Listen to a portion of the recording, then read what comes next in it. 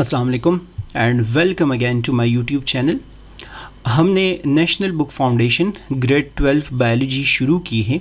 Chapter number 1 हमारा चल रहा है ह्यूमन डाइजेस्टिव सिस्टम और इसमें हमारा ये वाला लेक्चर नंबर 9 होगा।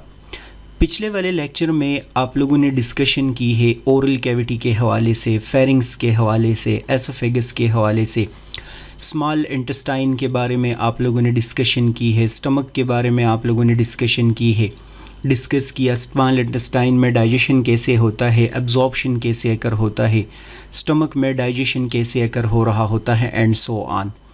ये हमारा लेक्चर नंबर 9 होगा और इसमें हमने लार्ज इंटेस्टाइन के हवाले से डिस्कस करना है।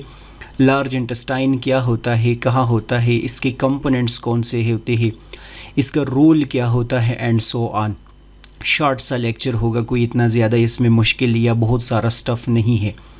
इसी के साथ साथ फिर आप लोग लार्ज इंटेस्टाइन के एंड पे इजेशन का प्रोसेस डिस्कस करेंगे या डेफिकेशन का प्रोसेस डिस्कस करेंगे कि अनडाइजेस्टेड जो वेस्ट होता है या वेस्ट जो यहाँ पर स्मॉल लार्ज इंटेस्टाइन के अंदर जमा हो गया होता है उसको एक्सक्रीट कैसे किया जाता है, तो उस प्रोसेस को हम बोलते हैं डेफिकेशन।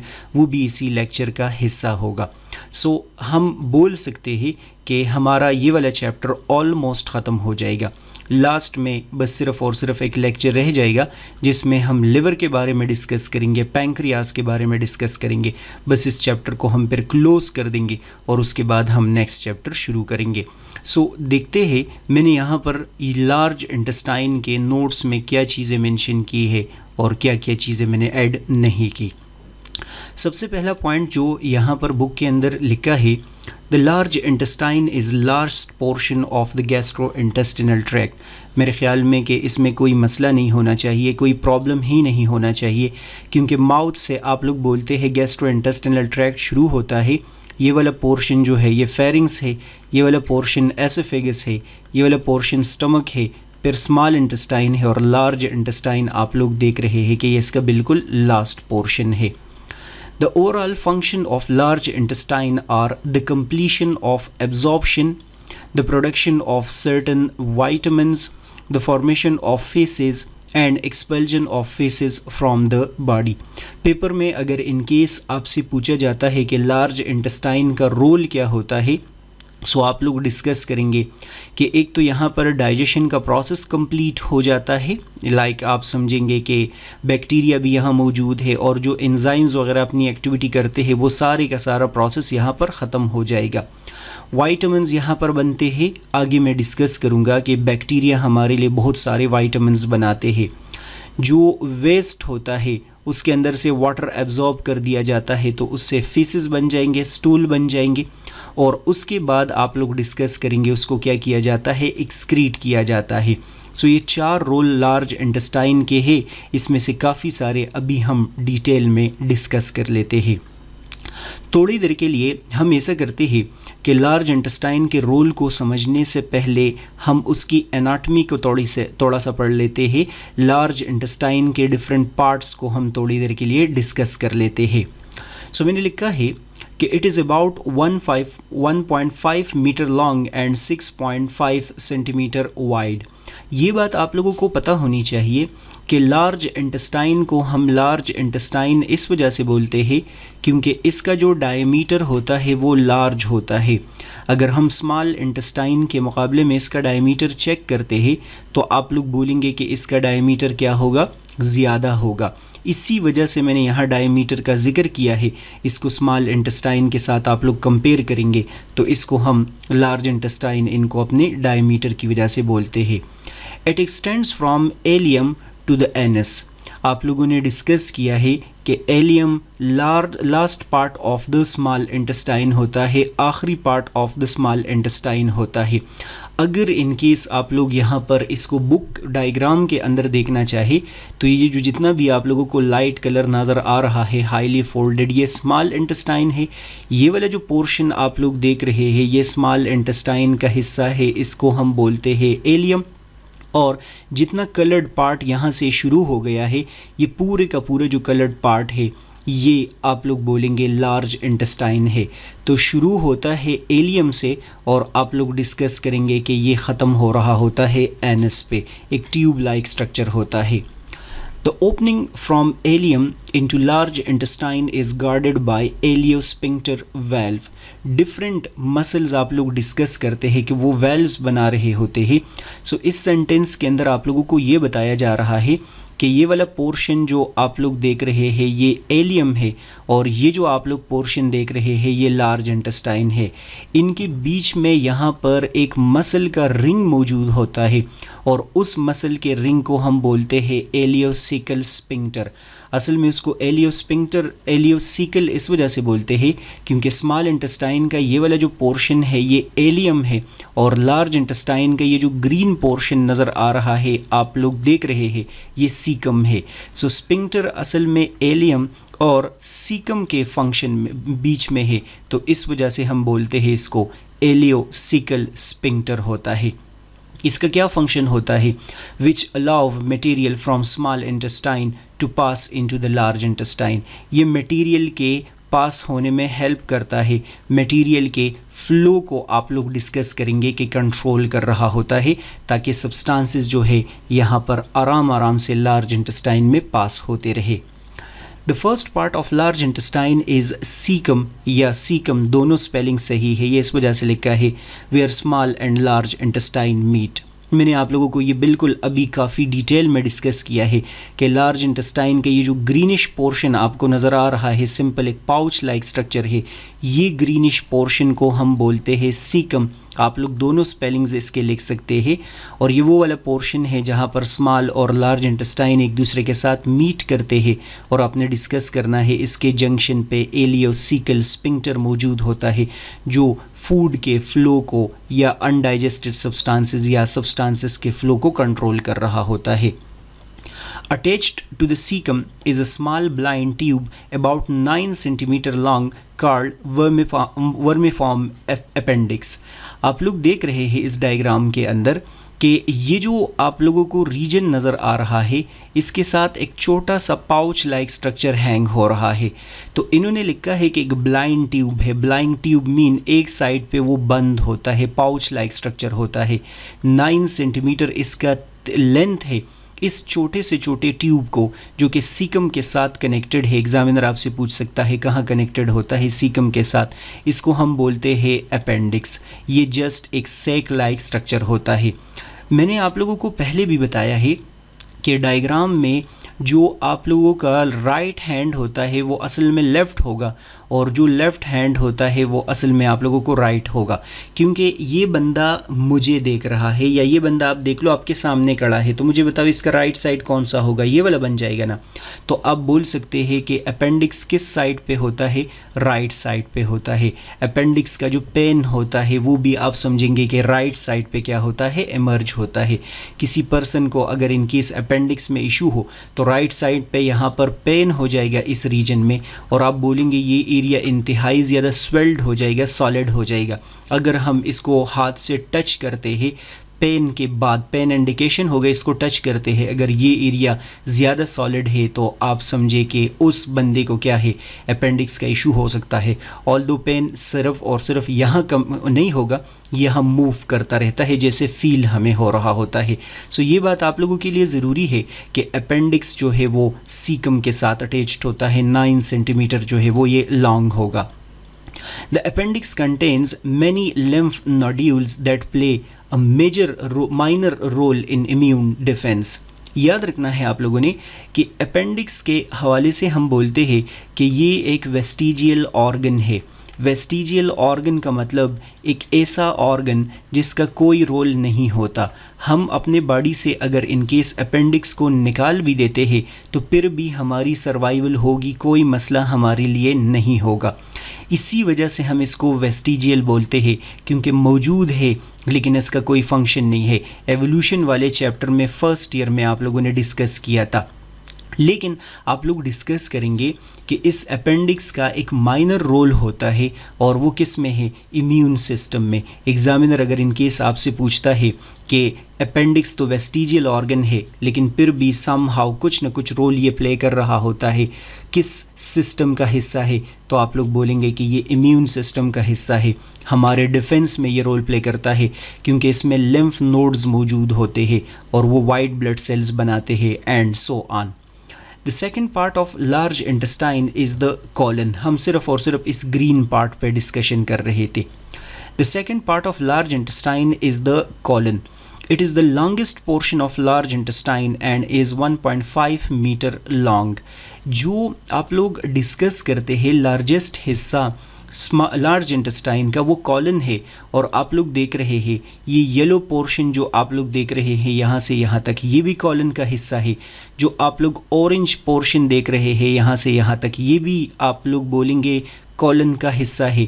जो आप लोग ये वाला पोर्शन देख रहे हैं रेड है या कौन सा है, ये भी कॉलन का हिस्सा है। और जो आप ये देख रहे हैं ये भी कॉलन का हिस्सा है। तो आप लोग इसी वजह से बोलेंगे कि कॉलन क्या है, ये लार्ज लॉन्गेस्ट पार्ट होता है, 1.5 मीटर लॉन्ग होता है। It is divided into 4 parts. इसके जो 4 पार्ट्स है उसमें से एक को हम बोलते हैं असेंडिंग कॉलन, ये येलो पोर्शन है जो ऊपर की तरफ जा रहा है। दूसरा इसका हिस्सा है ट्रांसवर्स कॉलन, ये वाला जो आप लोगों को हॉरिजॉन्टल नज़र आ रहा है इसको हम ट्रांसवर्स कॉलन बोलते हैं, जो ऑरेंज टाइप कलर का है। डिसेंडिंग कॉलन ये जो नीचे की तरफ आ रहा है इस वाले को हम बोलते हैं। एंड सिग्मॉइड कॉलन जो आप लोगों को ये कर्व के फॉर्म में नज़र आ रहा है इस वाले को हम सिग्मॉइड कॉलन बोलते हैं। तो इसके आप लोग बोलेंगे 4 हिस्से होते हैं, 4 पार्ट्स होते हैं हमारे इस कॉलन के। At the end of the sigmoid colon is rectum which is a straight muscular tube। इसी डायग्राम को मैंने दोबारा यहाँ पर बनाया है कि सिग्मॉइड कॉलन के साथ अगर देखा जाए तो ये यहाँ पर एक ट्यूब मौजूद है और इस ट्यूब को जो कि मसल का बना होता है, इसमें मसल मौजूद होते हैं, इसको हम बोलते हैं रेक्टम, जो कि लार्ज इंटेस्टाइन का आप हिस्सा कंसिडर करेंगे। सो ये इसके पार्ट्स हो गए हैं। एक पार्ट हमने डिस्कस किया है सीकम होता है, दूसरा आप लोग बोलेंगे कॉलन होता है और तीसरा आप लोग डिस्कस करेंगे कि रेक्टम है, स्ट्रेट ट्यूब है और मस्कुलर ट्यूब होता है। ये इसकी एनाटमी है। ये एनाटमी मीन इसका आप लोगों ने कुछ ना कुछ हद तक स्ट्रक्चर डिस्कस किया है। ठीक है, हम आगे बढ़ते हैं। लिखा है कि the rectum leads to the anus which is guarded by sphincters that control the passage of faeces. ये वैसे हम डिटेल में आगे जाके डिस्कस करेंगे, लेकिन आप लोग डिस्कस करेंगे कि कुछ एनल स्पिंक्टर्स होते हैं और वो एनल स्पिंक्टर्स डेफिकेशन के प्रोसेस को या इजेशन या एक्सक्रीशन के प्रोसेस को कंट्रोल करते हैं। हमारा डिटेल टॉपिक होगा, बस इतना पता होना चाहिए कि एनल स्पिंक्टर्स होते हैं जो कि इस पूरे प्रोसेस को क्या कर रहे होते हैं, कंट्रोल कर रहे होते हैं। हमें एनाटॉमी की समझ आ गई है और वो एनाटॉमी बिल्कुल सिंपल सी है कि ये सीकम है, ये सारा कॉलन है, ये रेक्टम है, यहाँ पर इलियोसिकल जंक्शन मौजूद होता है। थोड़ी देर के लिए हम डिस्कशन कर लेते हैं कि लार्ज इंटेस्टाइन का फंक्शन क्या होता है, क्या रोल हमारे बॉडी के अंदर ये प्ले कर रहा होता है। The large intestine has 3 major function. मैंने वैसे ऊपर एक लिस्ट बनाया था, उसी लिस्ट को मैं एक्सप्लेन करने लगा हूँ कि इसके इम्पॉर्टेंट जो फंक्शंस होते हैं वो 3 है। जो पहला फंक्शन है वो है absorption of water and electrolytes. ये बात इंतहाई ज़्यादा ज़रूरी है कि स्मॉल इंटेस्टाइन के अंदर वाटर का हमने एब्जॉर्प्शन नहीं था डिस्कस किया, तो वाटर और साल्ट वगैरह कहाँ एब्जॉर्ब होते हैं, लार्ज इंटेस्टाइन में एब्जॉर्ब होते हैं। एब्जॉर्प्शन ऑफ वाइटामिन्स, हमारे इस लार्ज इंटेस्टाइन के अंदर कुछ वाइटामिन्स बनते हैं, तो जब वो बनते ही इधर है तो इसी वजह से उनको एब्जॉर्ब भी इधर ही किया जाता है। And reducing acidity and protection from infection, ये वाला फंक्शन भी अभी आप लोग डिस्कस करेंगे कि लार्ज इंटेस्टाइन का वॉल कुछ बाइकार्बोनेट आइंस वगैरह सिक्रीट करता है और उसकी वजह से हमारा जो लार्ज इंटेस्टाइन है वो पैरासाइट से और इसी के साथ साथ एसिडिटी वगैरह से वो क्या होगा, प्रोटेक्टेड रहेगा। सबसे पहली बात हमने करनी है फर्स्ट पॉइंट पे, that is absorption of water and electrolytes. No further digestion occur in large intestine because no enzymes are released by its wall. मैंने आप लोगों को बताया था कि डाइजेशन का प्रोसेस ऑल्दो ओरल कैविटी में भी होता है, स्टमक में भी होता है, लेकिन कंप्लीट डाइजेशन का प्रोसेस स्मॉल इंटेस्टाइन में अकर होगा और स्पेशली कंप्लीट कहाँ अकर हो जाएगा, जेजुनम और एलियम में कंप्लीट हो जाएगा और जेजुनम और एलियम के अंदर मैक्सिमम फिर एब्जॉर्प्शन का प्रोसेस भी शुरू हो जाएगा। लार्ज इंटेस्टाइन के अंदर आप लोग बोलेंगे कोई एंजाइम सिक्रीट नहीं होते, यहाँ पर एंजाइम सिक्रीशन का काम ख़त्म हो गया, ठीक है। सो इसी वजह से आप लोग बोलेंगे कि no digestion and no digestion of food या absorption of food occur in large intestine. The proximal half of the large intestine reabsorb water and electrolytes from remaining indigestible material. अब आप लोग देखें ना कि यहाँ पर स्मॉल इंटेस्टाइन में डाइजेशन हो गया, चीज़ें यहाँ पर पास हो रही है, चीज़ें यहाँ पर ट्रेवल कर रही है, अब वो इनडाइजेस्टिबल है, इसका मतलब मज़ीद उसका डाइजेशन किसी एंजाइम वगैरह की मदद से नहीं होगा। लेकिन लार्ज इंटेस्टाइन क्या करेगा, आप लोग बोलेंगे कि उसके अंदर से वाटर को एब्जॉर्ब करना शुरू कर देगा एंड इलेक्ट्रोलाइट्स को एब्जॉर्ब करना शुरू कर देगा। बहुत ही सिंपल अल्फाज में आप लोग यही याद रखें कि लार्ज इंटेस्टाइन में कोई डाइजेशन ऑफ फूड नहीं होता, कोई एब्जॉर्प्शन ऑफ फूड नहीं होता, क्योंकि वहाँ पर एंजाइम्स नहीं होते। लेकिन जब हम वाटर और इलेक्ट्रोलाइट्स, साल्ट्स और मिनरल्स वगैरह की बात करते हैं तो वो लार्ज इंटेस्टाइन में क्या होते हैं, एब्जॉर्ब हो रहे होते हैं। The remaining waste is now called feces, which is temporarily stored in the rectum, distal part of the large intestine. Proximal का मतलब कि स्टार्ट वाला जो हिस्सा होता है, डिस्टल का मतलब कि जो एंड वाला हिस्सा होता है। तो जब आप लोग देख ले स्मॉल इंटेस्टाइन में फूड भी एब्जॉर्ब हो गया, लार्ज इंटेस्टाइन में वाटर भी एब्जॉर्ब हो गया, तो जो चीज़ें अब लार्ज इंटेस्टाइन के अंदर बच गई है उसको हम फीसिस बोलते हैं, या आप लोग बोलेंगे उसको हम स्टूल बोलते हैं, जो कि वेस्ट है लार्ज इंटेस्टाइन के अंदर जमा हो गया है, उसको अभी एक्सक्रीट करना होगा। इसी के साथ साथ चूँकि वाटर और इलेक्ट्रोलाइट्स एब्जॉर्ब हो गई है तो अब दूसरे पार्ट की बात करते हैं कि विटामिन्स का एब्जॉर्प्शन जो है वो कैसे होता है। The large intestine also help in the absorption of vitamins that are produced by bacteria living naturally in it. मैंने ब्रैकेट में लिखा है colon. You need to remember that this part of the large intestine is housed to certain bacteria. Colon के अंदर आप लोग discuss करेंगे बहुत सारे बैक्टीरिया रहते हैं। एग्जामिनर आपसे पूछ सकता है कि लार्ज इंटेस्टाइन के कौन से पार्ट में, तो आप बोलेंगे कि कॉलन के अंदर पाए जाते हैं। And these bacteria are responsible for the synthesis of vitamins. हमारे बॉडी के अंदर ये वाइटामिन्स बना रहे होते हैं। आप लोग वाइटामिन्स का डेफिनेशन क्या पढ़ते हैं कि ये ऐसे न्यूट्रिएंट्स है जो कि कभी भी हमारा बॉडी खुद नहीं सिंथेसाइज कर सकता, हमें इसकी ज़रूरत होती है और जगहों से। या तो हम ये फ्रूट एंड वेजिटेबल्स के अंदर ले रहे होते हैं या एनिमल्स के कहीं सोर्स से ले रहे होते हैं, लेकिन कुछ वाइटामिन्स ऐसे हैं जो हमारे लिए बैक्टीरिया बनाते हैं। अब ये देख ली, ये बैक्टीरिया हमें फ़ायदा दे रहे हैं ना, सो हम इन बैक्टीरिया को म्यूचुअलिस्टिक बैक्टीरिया बोलेंगे।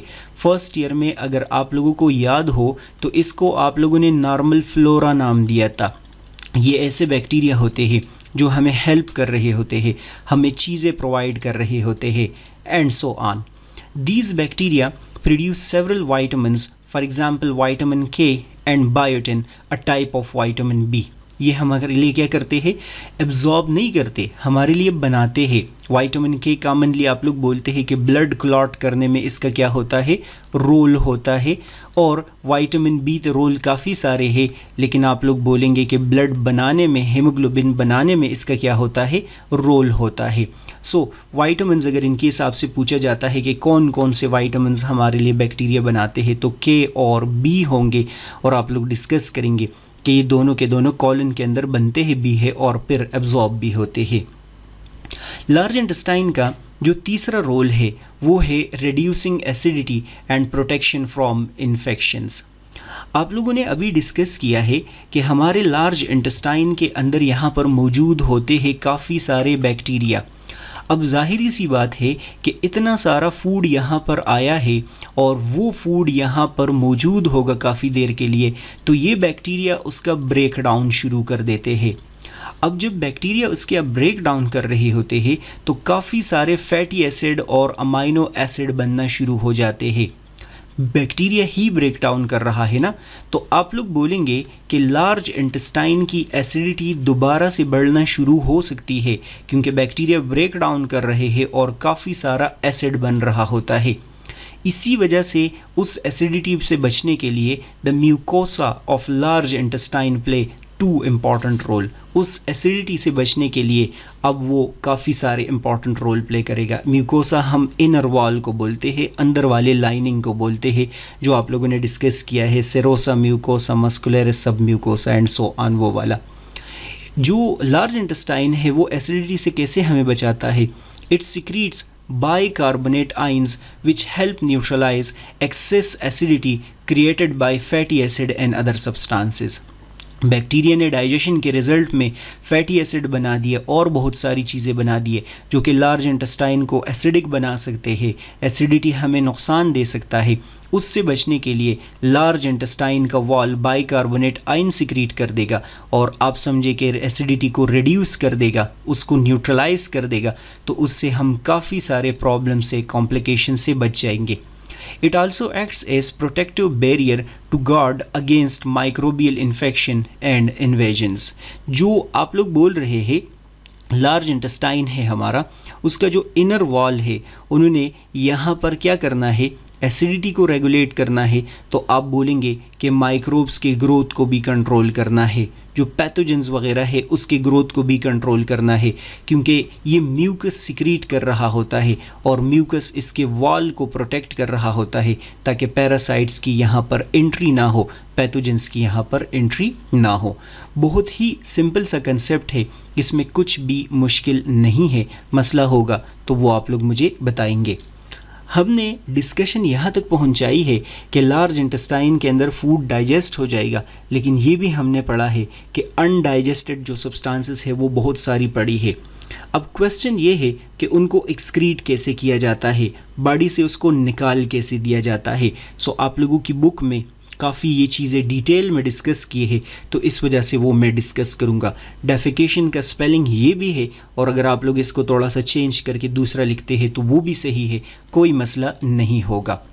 डेफिकेशन को मैंने इस अंदाज में डिफ़ाइन किया है कि it is the elimination of faeces from the rectum through anus. मैं डायग्राम आप लोगों को अभी दिखाऊंगा। फीसेस या स्टूल एक ही बात है कि जब भी स्टूल को या फीसेस को बॉडी से एक्सक्रीट किया जाता है, रेक्टम से एक्सक्रीट किया जाता है, तो आप लोग बोलेंगे इसको हम डेफिकेशन बोलते हैं।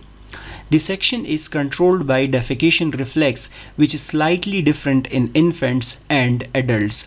आप लोग याद रखेंगे कि ये जो डेफिकेशन का प्रोसेस है, ये जो एजेशन का प्रोसेस है, जो एक्सक्रीशन का प्रोसेस है, बाकायदा ये एक रिफ्लेक्स है। समहाउ आप लोग बोल सकते हैं कि इसके कुछ स्टेप्स जो है वो इनवॉलंटरी कंट्रोल हो रहे होते हैं, इसी वजह से हम इसको डेफिकेशन रिफ्लेक्स बोलते हैं।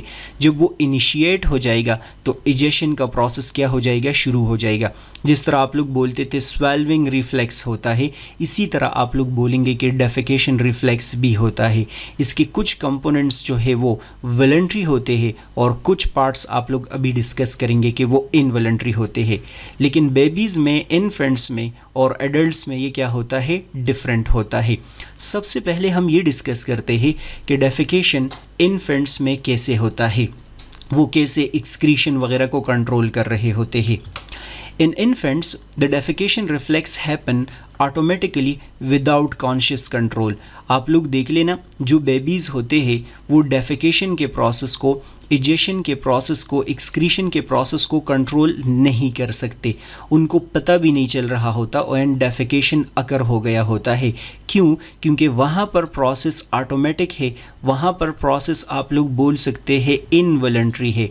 वो इस रिफ्लेक्स को कंट्रोल नहीं कर सकते, उसके लिए वो रिस्पॉन्सिबल नहीं होते। Because the infant cannot yet control the external anal sphincter.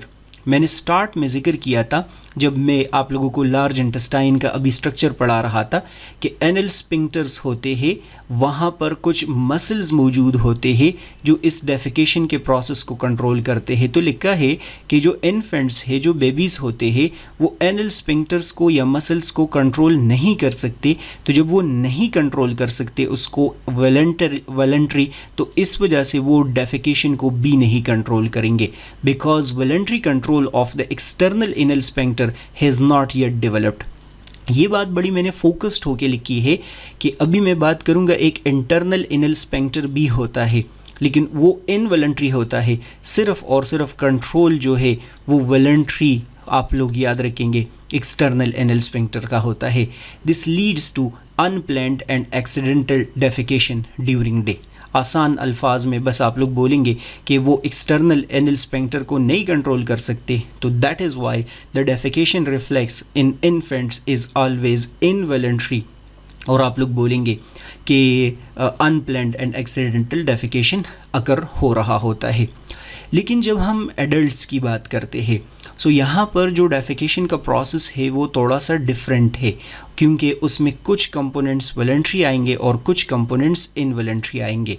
In adults defecation is usually under voluntary control. Voluntary control इस वजह से है, अपनी मर्ज़ी से वो इस वजह से कंट्रोल करते हैं क्योंकि अभी आप लोग डिस्कस करेंगे एक्सटर्नल एनल स्पिंक्टर जो है उसका कंट्रोल वॉलंटरी है, वो एक पर्सन अपने डिज़ायर के मुताबिक कंट्रोल कर सकता है। डेफिकेशन प्रोसेस शुरू कैसे होता है, डेफिकेशन का जो प्रोसेस है वो इनिशिएट कैसे होता है।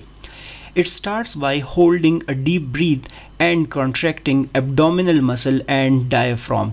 आप लोग डिस्कस करेंगे कि जो डेफिकेशन है उसके दौरान एक बंदा क्या कर रहा होता है, वो जो इनहेलेशन है उसको कंट्रोल कर लेता है, अपनी मर्ज़ी से कंट्रोल कर लेता है, और जो एब्डोमिन के मसल्स होते हैं एंड डायफ्राम होता है वो क्या हो जाते हैं, वो कॉन्ट्रैक्ट हो जाते हैं। एब्डोमिन में काफ़ी सारे मसल्स है और डायफ्राम आप लोग बोलते हैं ये एक फ्लैट मसल है, वो दोनों के दोनों क्या हो जाएंगे, कॉन्ट्रैक्ट हो जाएंगे।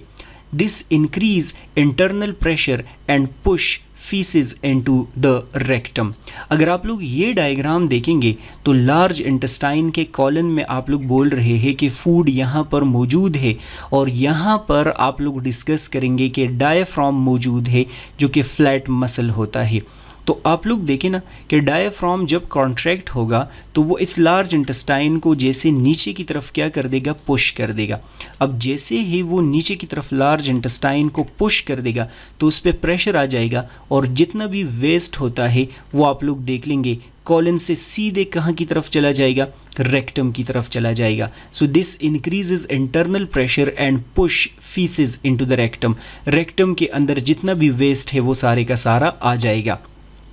When the rectum becomes full, its wall stretch which triggers the defecation reflex. याद रखना है ये जो प्रोसेस है डेफिकेशन का, ये एक बंदा शुरू कर रहा होता है, इनिशिएट कर रहा होता है वॉलंटरी।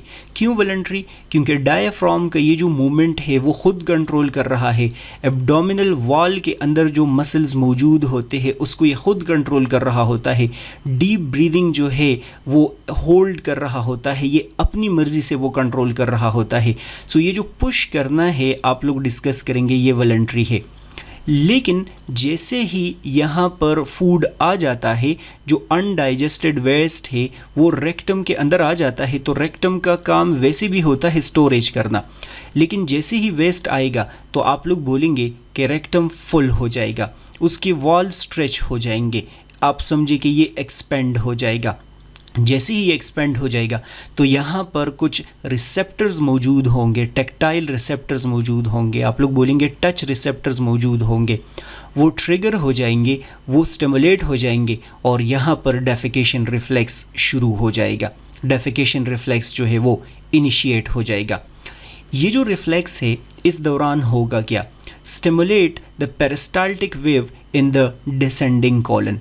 ये सीधे वहाँ पर जो स्पाइनल कार्ड है उसकी तरफ मैसेज भेज देगा, ये बुक के अंदर नहीं लिखा, यहाँ से सीधे मैसेज कहाँ की तरफ चला जाएगा, स्पाइनल कार्ड के अंदर मैसेज चला जाएगा, और स्पाइनल कार्ड यहाँ पर इस डिसेंडिंग कॉलन के अंदर पेरिस्टाल्सिस शुरू कर देगा। पेरिस्टाल्सिस आप लोग बोलते हैं वेव लाइक मूवमेंट शुरू हो जाएगा। सो आप लोग देख ले कि वहाँ से वो ट्रिगर हो गया, वहाँ से स्पाइनल कार्ड के अंदर मैसेज चला गया, स्पाइनल कार्ड का जो आखिरी पार्ट होता है उसने पेरिस्टाल्टिक वेव शुरू कर दिए और वो पेरिस्टाल्टिक वेव यहाँ पर डिसेंडिंग कॉलन को पुश कर रहे हैं और आप लोग बोलेंगे कि वेस्ट यहाँ पर रेक्टम के अंदर आएगा।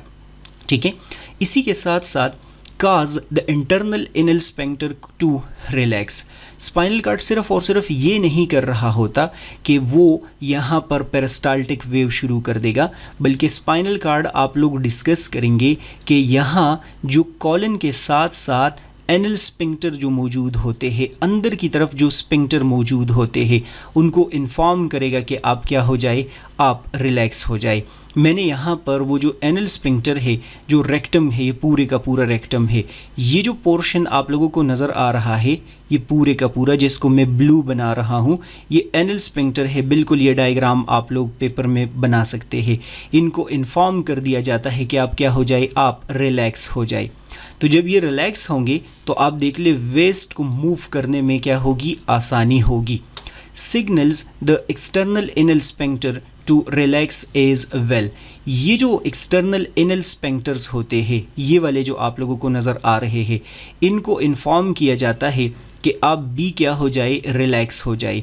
दोनों के दोनों क्या हो जाते हैं, रिलैक्स हो जाते हैं। तो जैसे ही वो रिलैक्स हो जाएंगे, allow faeces to be pushed outside of the body. तो आप लोग देख लेना, ये जो रेक्टम है ये थोड़ा सा मैंने फोल्डेड बनाने की यहाँ पर कोशिश की है। क्यों? क्योंकि जैसे ये कंप्रेस हो जाएगा, तो ये जब जैसे ही कंप्रेस हो जाएगा तो ये पुश हो जाएगा, वेस्ट जो है वो रिमूव हो जाएगा और डेफिकेशन अकर हो जाएगा। याद रखना है, ये एक आप बोल सकते हैं कि रिदमिक प्रोसेस है, ये जो डेफिकेशन रिफ्लेक्स है। तो इस वजह से ये रेक्टम जब एम्प्टी होगा तो फिर से दोबारा वहाँ पर वेस्ट यहाँ आएगा और आप लोग डिस्कस करेंगे कि बार बार उसको क्या किया जाएगा, यही प्रोसेस शुरू हो जाएगा और दोबारा इसको क्या किया जाएगा, रिमूव किया जाएगा। So you need to remember कि डेफिकेशन में इंटरनल एनल स्पिंक्टर्स और एक्सटर्नल एनल स्पिंक्टर्स जो है वो क्या होते हैं, वो जो है वो रिलैक्स हो रहे होते हैं। अब आप लोग देखें ना कि जो बेबीज़ है उनमें ये एक्सटर्नल एनल स्पिंक्टर कंट्रोल तो नहीं होता, वॉलंटरी नहीं है। एडल्ट्स क्या करते हैं, when they try to control defecation, so what they do actually. आप लोग बोलेंगे कि ये तो डेफिकेशन के दौरान रिलैक्स हो रहा है ना, सो वो क्या कर रहे होते हैं, आप बोलेंगे कि वॉलंटरीली इसको कॉन्ट्रैक्ट करेंगे। सो जब इस एक्सटर्नल एनल जो स्पिंक्टर है उसको वॉलंटरीली कंट्रोल कर दिया जाएगा तो डेफिकेशन जो है वो क्या हो जाएगा, वो स्टॉप हो जाएगा। लेकिन जब रिलैक्स होगा तो क्या होगा, वो आप लोग बोलेंगे कि वेस्ट को आउटसाइड की तरफ पुश कर दिया जाएगा। वैसे ये पेपर में नहीं आया डेफिकेशन, लेकिन जाहिर सी बात है बुक का हिस्सा है और आप लोगों को बहुत बाद में पता चलेगा कि कॉन्स्टिपेशन कितना सीरियस प्रॉब्लम हो सकता है, कॉन्स्टिपेशन कितना सीरियस इशू हो सकता है। इसी वजह से उस टॉपिक को समझने के लिए ये अंडरस्टैंड करना ज़रूरी था। जहाँ जहाँ इशू है वो मुझे बताएंगे और बाकी जो है वो ऑनलाइन क्लासेस और रिकॉर्डेड लेक्चर्स वगैरह जो है वो करने हैं। ये पता नहीं लास्ट लाइन में क्या लिखा है कि the reflex last only a few minutes and if a person chooses not to defecate, ये आसान सा है, by not keeping this and so on. ठीक है, सो बस यही पॉइंट है और इसमें मसला होगा तो मुझे बताएंगे। लाइक सब्सक्राइब शेयर करना है तो ज़रूर कर ले। नेक्स्ट वीडियो लेक्चर देखेंगे। गुड बाय, अल्लाह हाफिज़।